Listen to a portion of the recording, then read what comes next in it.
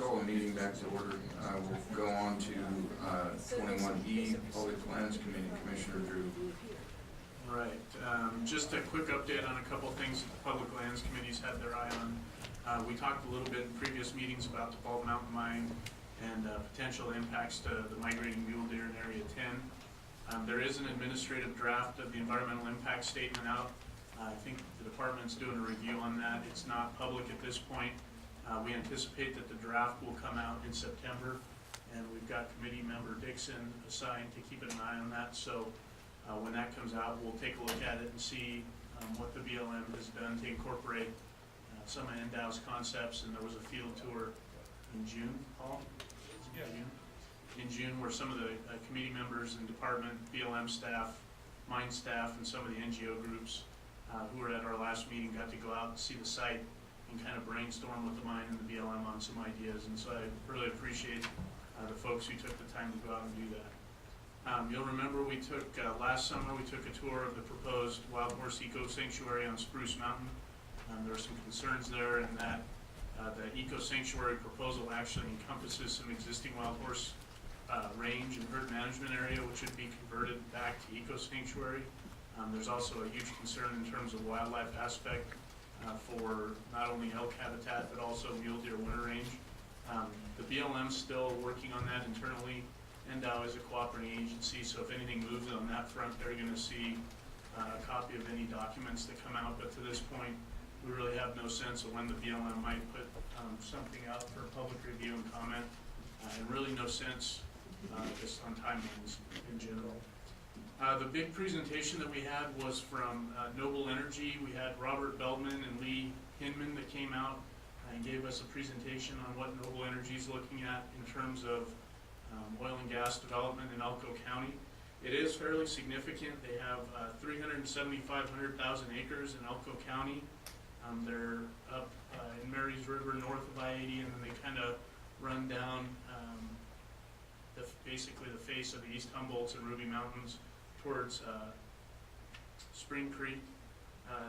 What they're looking at this point is they have 66% of their holdings are private land. I think a lot of that's railroad checkerboard, and then 34% of it's federal. They're looking at a phased pilot program, so they're looking at 2 to 4 wells to develop and test pump basically for a 6 to 12 month period here in 2013. And they're doing a series of 3D seismic surveys. Basically, this would be deep well exploration using hydrofracking technology. They give us a lot of technical background on it. Very interesting from a wildlife standpoint.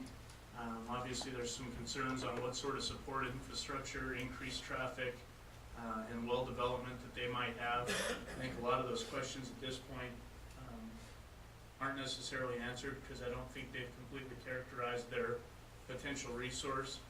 There was also a lot of questions, and I know there's been a lot of concern in the past with fracking in terms of groundwater contamination and how much groundwater it uses. So probably something, because of the magnitude of it, that's definitely worth looking at. But I sure appreciate those folks coming out, and it was actually a recommendation by Mr. Jenne to have them come talk to us. So in a nutshell, that's it. I turn it over to any of the other committee members to provide anything I missed. Commissioner Macbeth. Just with regard to the water, there seem to be some of the issues associated with water they didn't really have their hands around, but they did indicate that they're working with the Desert Research Institute, and that so it would be my suggestion that we maybe somehow try to contact those folks and you know, try to monitor their whatever studies they're doing with regard to that. Right. I guess the other thing to point out is we're going to try and get their PowerPoint and put it up on the committee website. And the additional thing is Commissioner Macbeth had asked if they'd provide their fire prevention plan, which they actually had developed as part of their NEPA requirements. And they have sent that to me already, so I'll distribute that to the committee and see if maybe we can post that online as well. Any other questions? Seeing none, we'll move on to 21E, or no, 21F, I'm sorry. Tag allocation and application hunt committee. We met last night for 3 hours, and At the beginning of the meeting, Mike Cox brought forward some recommendations that the staff talked about. They had a elk planning or elk summit in eastern Nevada a couple of weeks ago, and went over different ideas that the department had to increase our harvest of cow elk, because we are exceeding our cap numbers in most areas. He brought forth multiple recommendations, and we have our ranking of 1, 2, and 3, and we did not even put those onto our rankings of 1, 2, and 3. We thought they were important enough in a timely enough manner that we did not absorb them into the TAC committee, and I asked that Maureen and Bob and work with Mike Cox and start drafting regulation changes so we can move forward with looking at different things to help manage our elk populations. Namely, the elk tag that we talked about, the deer combination elk tag, to address some hunter congestion and increasing cow numbers in area 6 areas. And you can do that when you're applying for your deer tag. You can check a box and say you'd like to have an accompanying cow elk tag at that time. We also discussed the possibility of, when you apply for a bull tag in some units, that you check a box, and if you get a bull tag, you would be amenable to paying for a cow tag at the same time. Not trying to take away cow hunter opportunity, actually trying to increase cow harvest. It's not an opportunity issue, it's a harvest issue that we're trying to address. So, you know, we don't think a bull hunter would pass up a chance for a bull to get a cow, but say it's 4 o'clock in the afternoon or last day or something like that, and the cow presents herself, it may happen.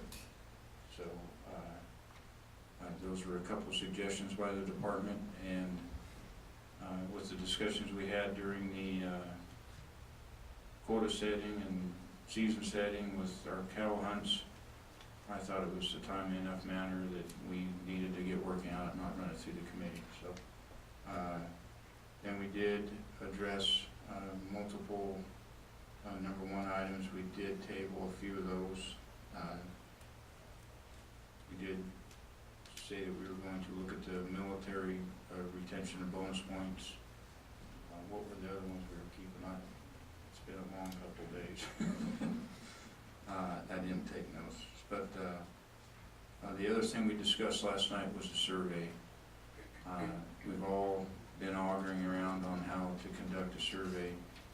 And in the past couple of weeks, Director Wasley had some contacts up in Idaho with the university, and we had a conference call. Director Wasley, I, Larry Gilbertson, Rich, Tony, Bob Wayne, we all had a conference call, and there's some people that know how to do surveys, and they can really clear some things up for us.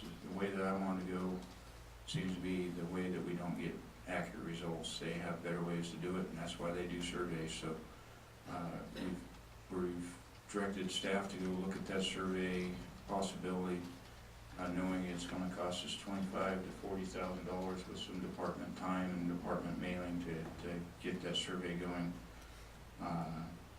to our hunting community. The survey question, and I'm going to bring this up, I've had a couple emails with questions about a survey. The tag allocation and application hunt committee is set up to deal with hunting issues, and we through that committee have decided to do a survey. I've been questioned why we are not doing a broader survey of the citizens of the state of Nevada about their viewpoints on multiple wildlife issues.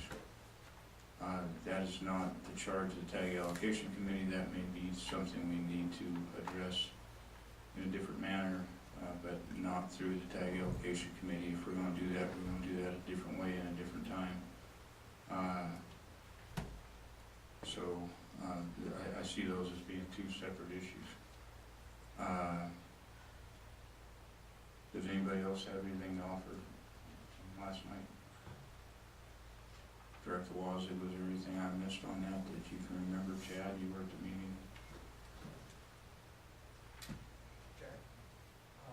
Mr. Bob, please come forward, because you took better notes than I did last night. And For the record, Bob Hoyne, I can go through those notes with you, but I thought maybe at least at this point we may want to talk about looking at fees for the future and your desire to pitch it over to the Finance Committee. Definitely so. One of our topics that we had listed is, number one, was to look at the fee structure of our tags and licenses, because they are not set by the commission, they are set legislatively, and we would have to look at going to the legislature to change the fee structure, and it was something that landed on the tag allocation list, but it's really not a tag allocation thing, it's more of a finance committee. And Mr. Johnson, who's on the tag allocation committee, also sits on the finance committee. Mr. Macbeth sits on the finance committee and tag allocation committee, and Gil Yannick is on that. And this is right up Gil's alley, and would be better suited in a different committee. So it is still on our list to track, but it's not on our list to work through. It is being reassigned to a different committee. We have looked at it multiple ways. I asked Director Wasley a couple questions about it last night. We're doing well financially, but why are we doing well financially? Does it have to do with we've had reduced staffing because we couldn't fill positions that were vacant? We've had furlough days. We've had the Obama bump that everybody recognizes with the gun sales and the ammunition sales. We're not going to continue with that Obama bump. There's going to be a day that goes down. The Obama bump is great for wildlife. No way around it. It puts a lot of money into wildlife management. So with that being said, we need to look at fees, because we know there's some things that are going to be changing with the way that staffing occurs at NDOW and the way that we get our federal aid money. So we can't wait till we're in a financial problem to start dealing with it. We need to plan ahead, because it is a legislative action. So we're not saying we're going to increase fees or recommend increasing fees, but it's something we need to keep our eye on. Thank you for bringing that up. Anybody else have anything else to add? All right, seeing none, we'll move on to wild horse update. Mr. Jenne. Thank you, Chairman. Alan Jenne for the record. So right now on the books, federal land agency partners are looking at 9 different gathers across 8 different HMAs, and then 1 on Fish and Wildlife Service lands. There's one plan down in southern region, the Seaman. They're looking at 50 horses. It's kind of south of Lund, southwest of Lund. Actually, I believe they got all 50 horses out of that herd management area. Most of these gathers currently are proposed because of poor horse health, not really targeting trying to reduce or meet the AML. They're actually seeing body conditions on horses of such a depleted manner that they're instigating emergency gathers. So that's kind of the tone that we're seeing right now. The exception to that would be the Sheldon gather, which is up in the northwest corner here, and they are looking to try to remove all of their horses and burros over the next 2 years. So they were anticipating trying to remove 50 burros in June. I haven't heard what that is, if they met that target or not. And then they're shooting to try to remove half the horses this September, so 400 horses. So they're taking on a heck of an effort up there. Also in the western region, there's a gather planned in the Humboldt HMA, the Blue Wing Snowstorm, and again, those are mostly driven from the emergency gather standpoint as far as concerns to the health of the horses. snowstorms especially. They're looking 340 horses up there. They got a heck of a lot of horses, and they've got limited water issues, and they were documenting them last year, so trying to definitely take a reduction there. One up in the eastern region, the Maverick Medicines, it's on the Cherry Springs. It was an issue that they saw last year where they were doing water bait trapping. They did NEPA to do this, treat this, or do these removals for 5 years, so they're kind of just dealing with that problem. As far as others within the Battle Mountain District of the BLM, there's the Gold Mountain HMA in the Fish Lake Valley. They're looking at in the Gold Mountain 30 burrows removal. That's associated with Young Brothers down there in Smoky Valley. They've been having problems with the burrows getting into the alfalfa fields, so they instigated an emergency gather there. And then in the Fish Lake, they're looking at 150 horse gather. So across the board, like I say, most of it is being instigated by emergency gather needs and horse conditions, with the exception of the Fish and Wildlife Service. Any specific questions to? Good. Is the Sheldon, was that a historical HMA? No, it's part of the refuge system, and they went through, I think they went through the process, and in their most recent CCP, they addressed that issue, and they were never an HMA or a herd management area or herd area, and so they got the NEPA clearance to go through and do that removal. They'll be looking at an adoption process, probably similar to something like what BLM has. Commissioner Drew? Yeah, just to address that a little bit, Fish and Wildlife Service is kind of a unique animal in that they don't fall under the Wild Horse and Burro Act. So, yeah, they're not subject to it. It's specific to BLM and Forest Service. Commissioner McNinch? To follow up on it, that's been part of some of the problem is that whenever they remove, they flood the adoption system, and that's why BLM struggles to get some of their horses adopted out. Kind of slows things on that end, so there's been a little bit of a, where's the balance at? And this, You mentioned Fish Lake. Right. How many? 150? On Fish Lake, yes, 150 horses.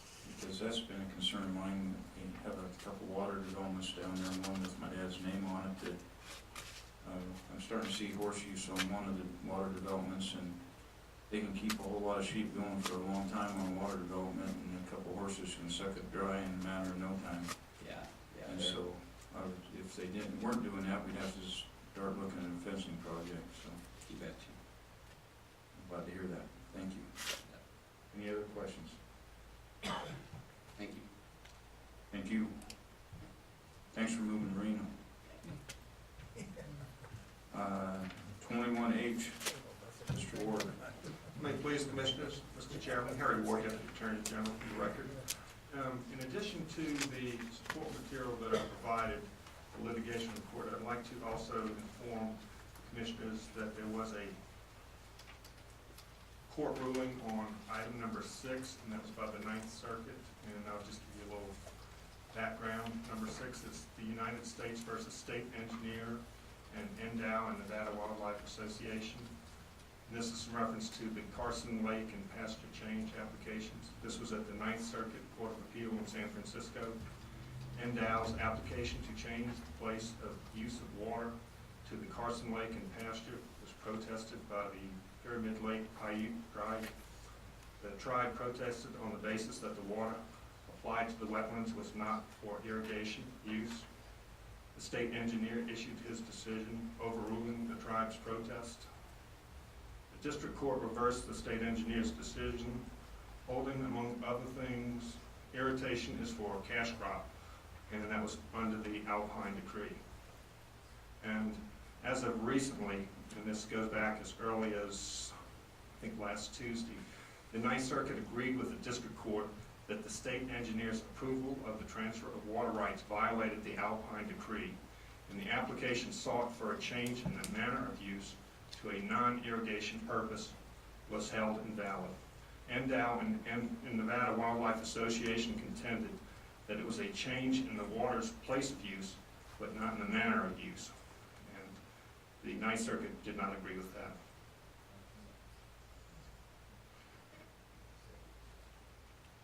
And that was as recent as, like I said, last Tuesday.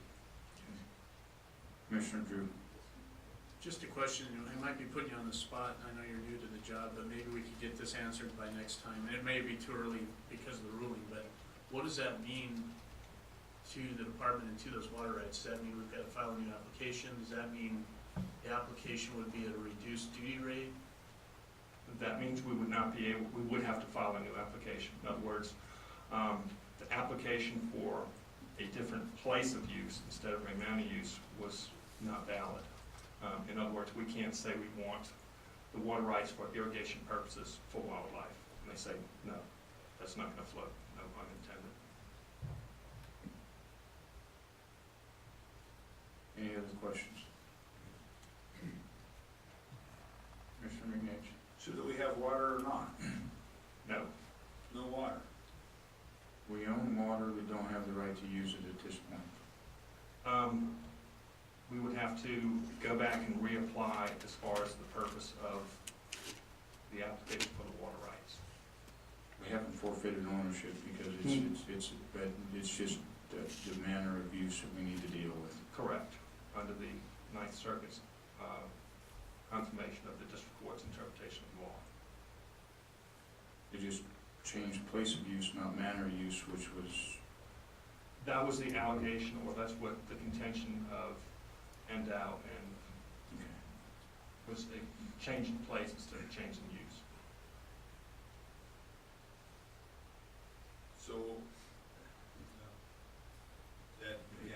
that's gonna be worthy of its own agenda item, but, And also we'll have to see if, if the state engineer is also going to get involved maybe in this also, because they were originally involved in this, and I don't know what their DAG is going to do or propose for them to do. it's certainly been a real complex issue to, number one, for the department to even explain to us, but for us to understand. I mean, it's a real difficult dialogue at best, and, but it sounds like, we definitely need to get back up to speed on it in a pretty detailed way so that we understand what it means for. In water law, it's very complicated, but if you think of that we're not saying we're not changing the manner of use, we want to change the place of use to irrigation or waterfowl, and then the courts are saying, no, I'm sorry, you're not only changing the place of use, you're changing the manner of use. The manner which this water was intended was for cash crops, and you guys, being us, are not using it for cash crops. And that's in a nutshell what they decided.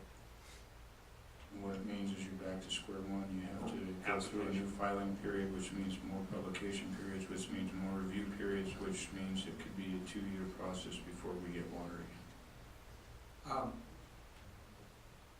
Commissioner Macbeth. Doesn't it really mean that unless we're getting the water from another source, that this particular water we're never going to be able to use, because unless we're going to be growing cash crops like alfalfa.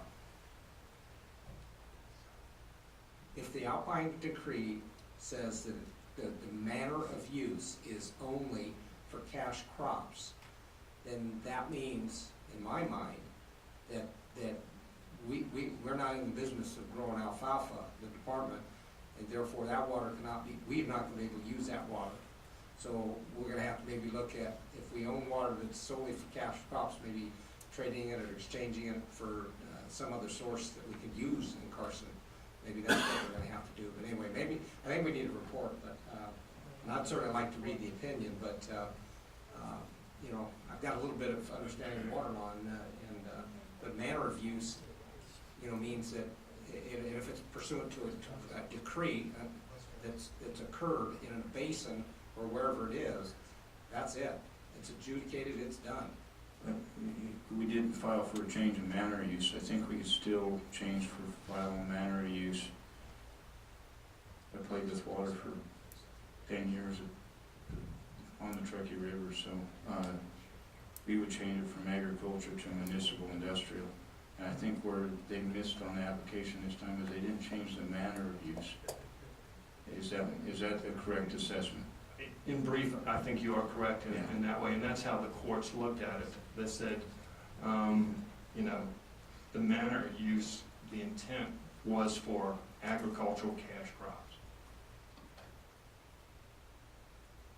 And the contention of NDOW was that we are using this for irrigation, for cash crops, basically for the waterfowl. We're growing feed for the waterfowl instead of alfalfa, the other necessities for them to eat. So In fact, there is a footnote in their opinion as to what we're alleging growing and they're not cash crops. And I have the opinion on So we're still in the game, just on the sidelines for a couple of years till we sort it out again.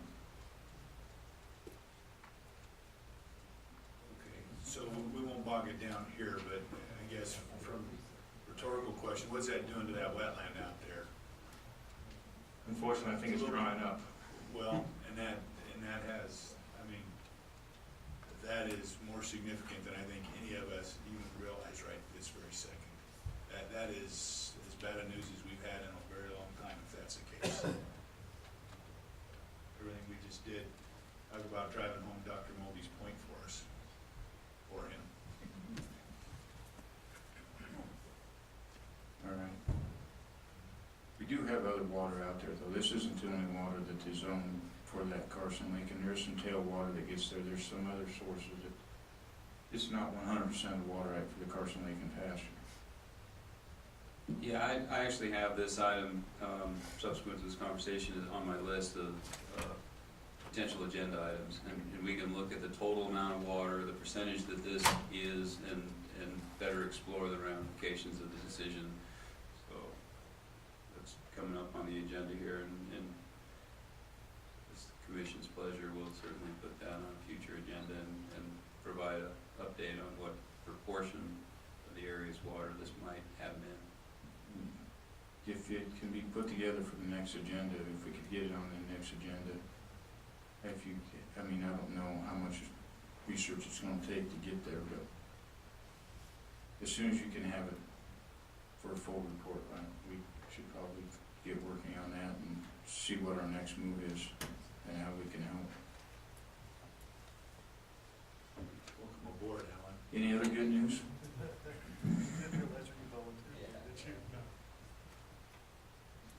That's it.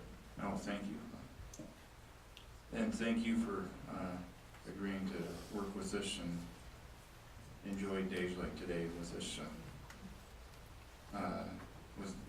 With that, we'll move on to agenda item number 21I, Department Activity Report. Thank you, Mr. Chairman. In a broad sense, the department continues to spend a great deal of time and energy dealing with the greater sage-grouse issues, by state population of sage-grouse, some issues there. Department spent a lot of time and energy with predators and the potential for predator control, and having a myriad of perspectives and desires represented. In the last couple of days, we saw a lot of that. We are spending some time and energy dealing with bears up at the lake, especially with the drought conditions. We've successfully performed some aversion training with several animals recently captured, trying to work proactively with some of the residents. Of course, we talked about the letter that the Commission's submitting to the county. We also submitted a letter encouraging cooperation and kind of a proactive approach, collaborative approach with as many parties as we can get involved in that. We will be in attendance at the meeting on the 13th. Within the game division, recently we heard from Sheldon about potential road closures again this year. You may know last year there were some road closures on the Sheldon out of concern for fire danger with the extreme dry conditions that exist again this year. They notified us. We've had much better communication this year than last year, and they've actually, I believe, somebody can correct me if I'm wrong, but I believe they've actually tried to get lists of our tag holders in that area and are handling some of the communication there for us, at least reaching out with that potential for road closures. Bison fire, as was mentioned, I think just shy of 30,000 acres, affecting the bi-state population of sage-grouse, most likely in a positive manner. It was interesting, we had recently collared 6 or 7 bears in that area. It was interesting to observe their behavior during the fire, and they all remained there. And one particular animal was within a quarter mile of the fire at various times. So firefighters reported seeing bears in and around the area, but all of them survived, and at least based on the collar information, with no apparent adverse impacts in the short term. We had some discussion in Ely about elk arbitration panels. We were able to make those assignments and convene those panels. Their decisions were recently rendered, and in both cases it was determined that there was insufficient information to overturn the department's assessment of those situations. Both times by I guess there were 2 people voting in support of the department. I'm not sure if the third person abstained on both votes, but at least on one vote, the third member of that panel abstained. We also heard about a botulism outbreak at Floyd Lamb Park in Las Vegas, and we're continuing to monitor that situation. On the fisheries front, there was a few issues brought up at WAFWA. The National Fish Hatchery Program assessment. This is some of what Commissioner McNinch talked about with changes at the federal level affecting state programs. With some of the national fish hatcheries, there's some desire to go in a direction different than what the states have traditionally relied on from those. The federal government could close or modify federal hatcheries that would also potentially hinder states' abilities to recover species, for example, like Lahontan cutthroat trout. There's a potential for a high potential for effect on state programs. Staff has been working with Fish and Wildlife Service and other states to revise the bull trout recovery plan. This could have a benefit to accelerate delisting in the jarbidge. We've also recently completed treatment of Current Creek in the Marys River Basin in Elko County. Just this week was a major step forward for Lahontan cutthroat trout recovery. However, in Humboldt County, there's a significant step backwards after an illegal introduction of brook trout and rainbow trout were found in McDermott Creek. Those were just recently discovered last month, and this was scheduled for Lahontan cutthroat reintroduction this summer after 10 years of eradication efforts. Conservation Education recently held their annual Outdoor Education Volunteer Academy at the Winnemucca Ranch. Trained approximately 60 hunter and angler education volunteers. Personnel also participated in the Mason T. Ortiz Youth Outdoor Education Experience as a strategic partner with Nevada Bighorns Unlimited. There's approximately 48 kids that were taught skills in shooting sports, including rifle, shotgun, and archery, and other outdoor skills, including trail safety, survival, fishing, and wildlife identification. The Conservation Education Program also received 2 national awards from the Association for Conservation Information with a couple of their recent poster designs. And they're currently preparing for a new school year regarding the National Archery in Schools Program, NASP. It's now in 48 schools in 7 Nevada counties with about 5,000 students participating last year. A couple other little tidbits.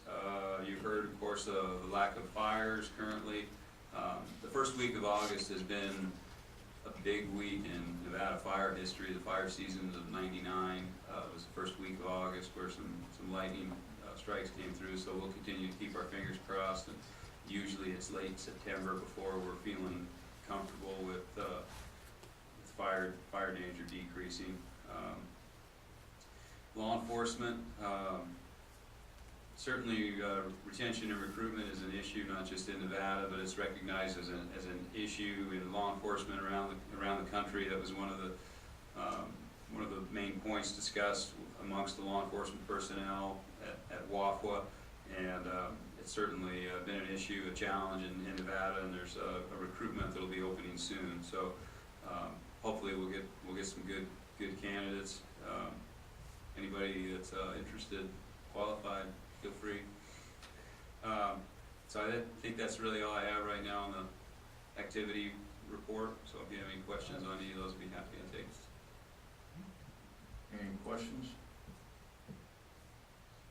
Seeing none, we'll move on to agenda item number 22, future commission meetings and commission committee assignments. Secretary Wasley, if you want to start, and I'll finish. Yeah, I've got a few items that have come up the last couple days. It was indicated, it was last night or maybe it was yesterday, that big game staff specialist Mike Cox wanted to provide an update with some ideas.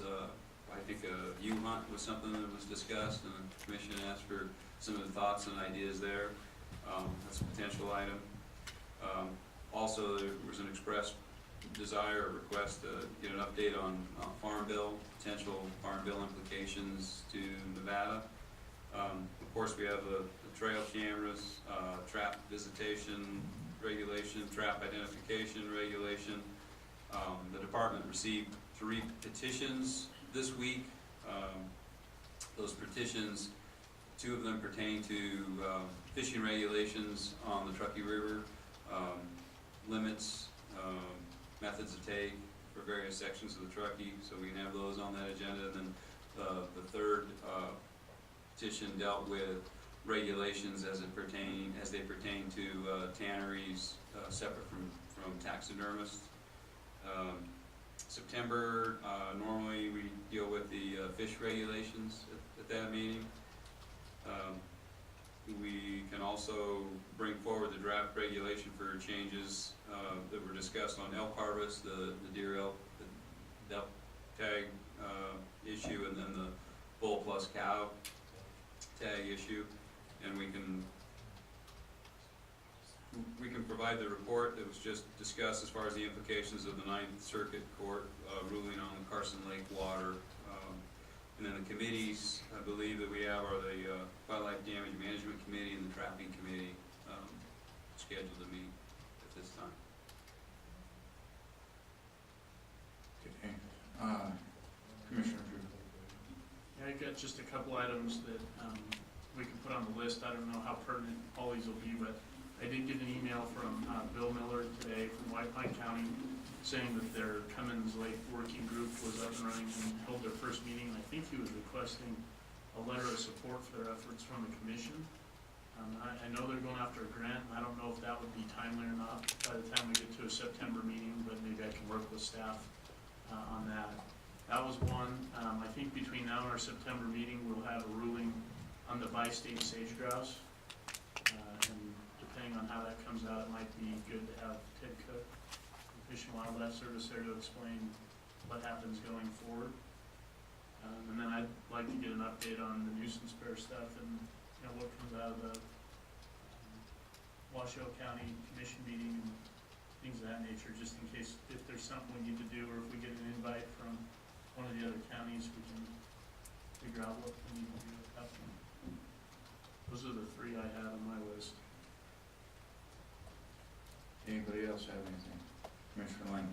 I think we talked at the last meeting about looking at the issue of predator bird rehab, particularly in terms of falcons, because of the issues that we have with high rises there, and we would. That's correct, and that was requested for the September agenda specifically because it was in Vegas. Anybody else? the next part of this agenda item is commission committee assignments. There has been some commission committee assignment updates, and I've received some emails about those committee updates. The first committee update that has occurred was, I had a phone call with Judy Karen, who was a member of the Bear Committee.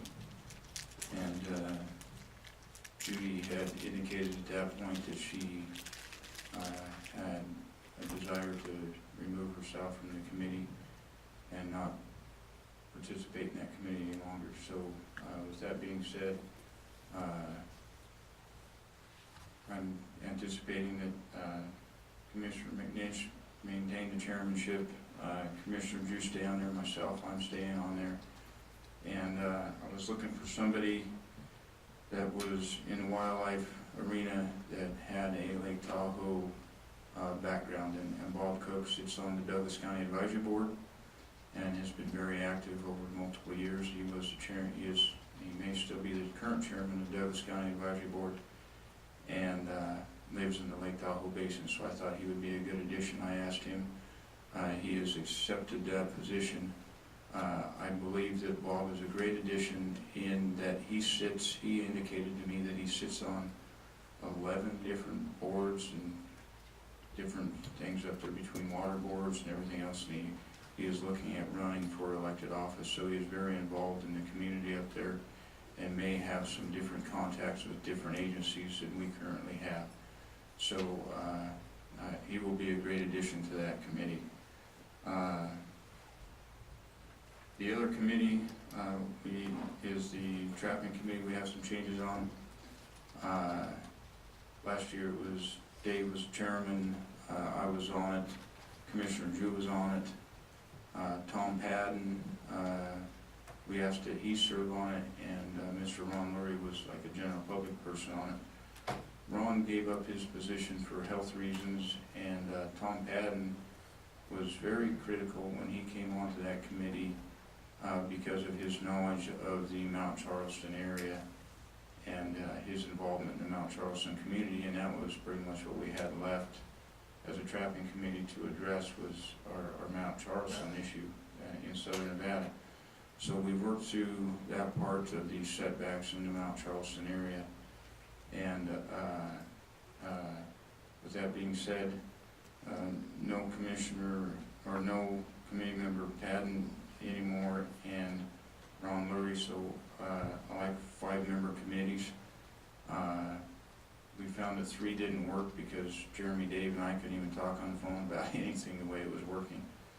So I asked if Commissioner Lane would serve on that committee, and she said that she would. And then I asked that County Advisory Board member John Sullivan also sit on that committee.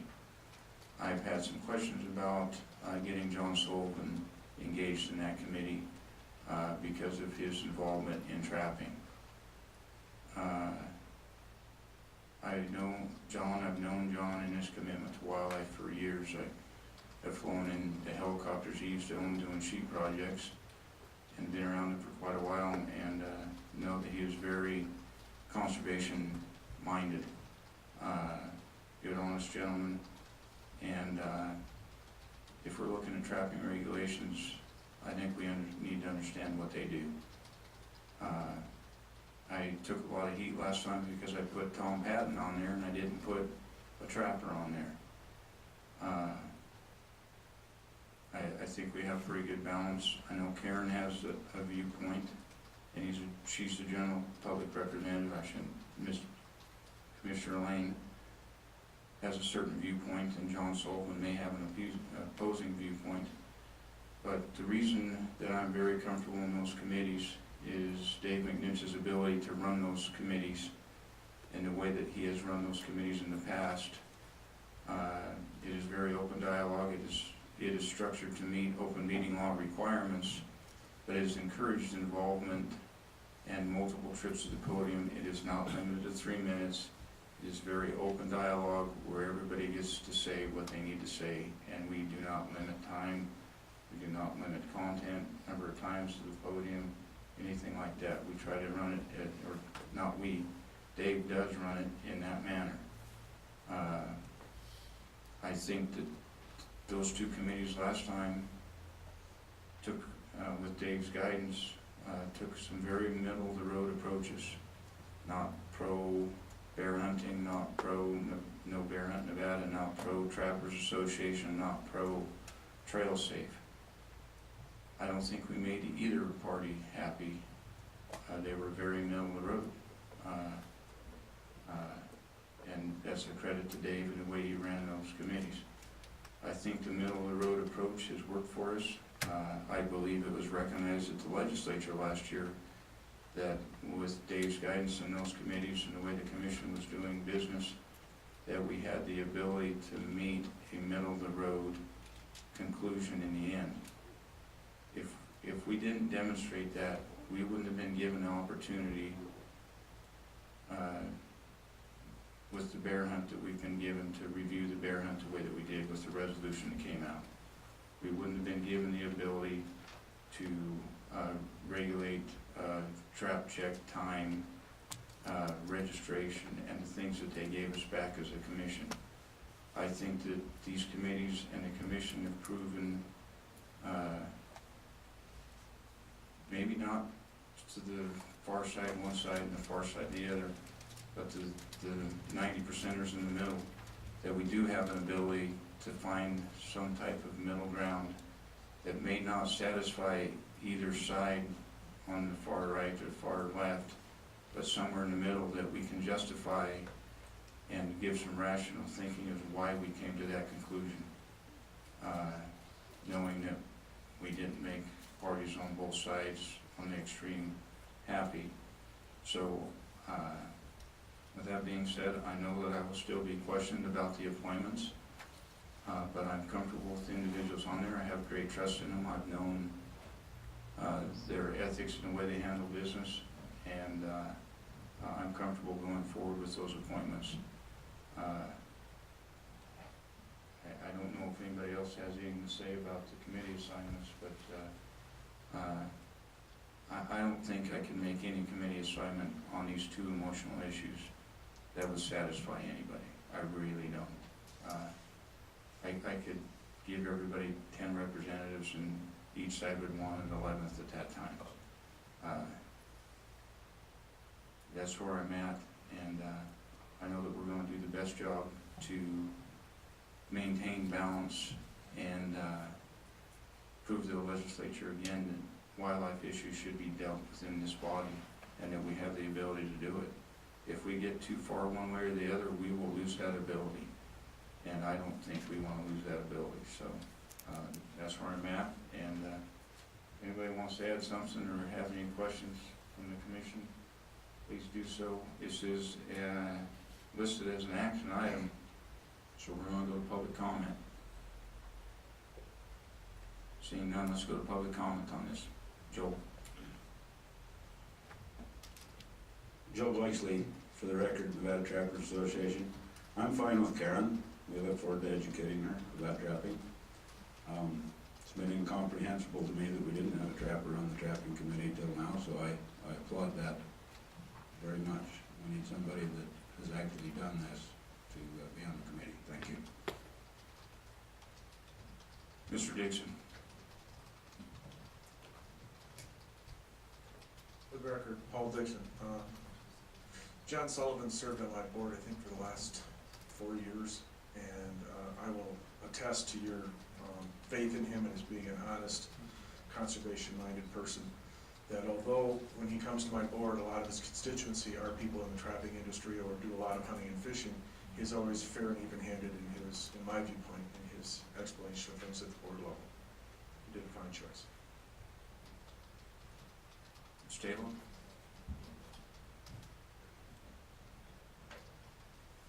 I appreciate your trying to be as fair as possible, but putting a trapper on the board and not putting someone who is not for trapping on the board is, well, let me rephrase that. Putting a trapper on the board for someone like me is like putting someone like me on the board and not putting a trapper on the board for someone like Joel.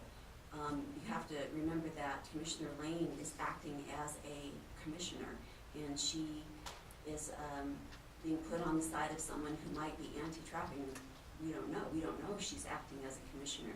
So actually, I think the board is in balance, but thank you for your efforts. And I want to follow up on some things. Myself, Commissioner Drew, Commissioner McNinch, and Commissioner Lane on that committee. I'm a hunter, I make no bones about it. Jeremy's a hunter, Dave's a bird watcher. Aaron represents the Humane Society in Las Vegas. We all have that behind us, but one thing ahead of all that is we are wildlife commissioners, and we're charged with doing the best for wildlife in the state of Nevada before anything else, and making sure that we protect the citizens and the wildlife of the state of Nevada. So no matter what our backgrounds are, we still have the same responsibility going forward in our decision making. So independent of where I come from, I know that I approach it in the way that I'm supposed to, and I'm comfortable that everybody else on that committee will approach it in that same manner, no matter where they come from. And I believe that everybody will be represented fairly.